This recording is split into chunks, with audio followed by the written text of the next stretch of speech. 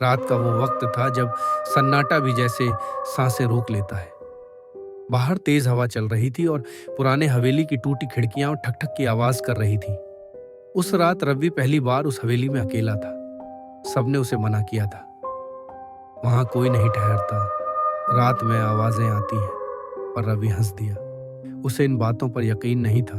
वो कमरे में गया, अपनी टॉर्च टेबल पर रखी और दरवाजा बंद कर लिया। कमरे में हल्की सी मिट्टी और बासीपन की गंध थी। उसने एक पुरानी कुर्सी खींची और बैठ गया। तभी उसे लगा जैसे कोई उसके पीछे खड़ा हो। उसने पलटकर देखा, कुछ नहीं, बस पर्दे हल्के हल्के हिल रहे थे। वो खुद को समझाने लगा, शायद हवा होगी। पर तभी टॉर्च अपने आप टिमटिमाने लगी, पहले हल्की फिर बंद। कमरा अंधेरे में डूब गया। अचानक पीछे से किसी के कदमों की आहट आई। थक थक। वो धीरे धीरे करीब आ रही थी।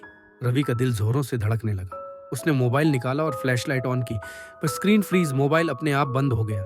अब उसे लगने लगा जैसे कोई बहुत पास है। उसकी सांसें किसी की सांसों से टकरा रही थी। उसने कांपते हुए पूछा, कौन है वहां?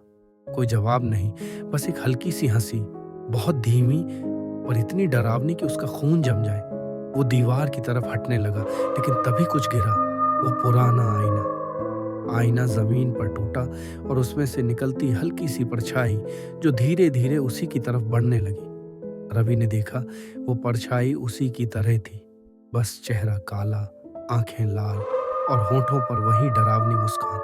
अब रवि चिल्लाया, बचाओ! पर उसकी आवाज हवेली की दीवारों में गुम हो गई। बाहर से देखने वाले ने सिर्फ खिड़की में एक साया देखा और फिर सब शांत।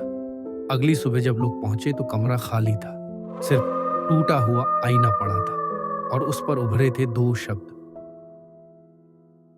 अब मेरी बारी है।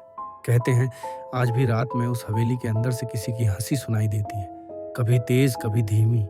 और अगर कोई वहां रुक जाए तो अगली सुबह सिर्फ टूटा हुआ आईना मिलता है।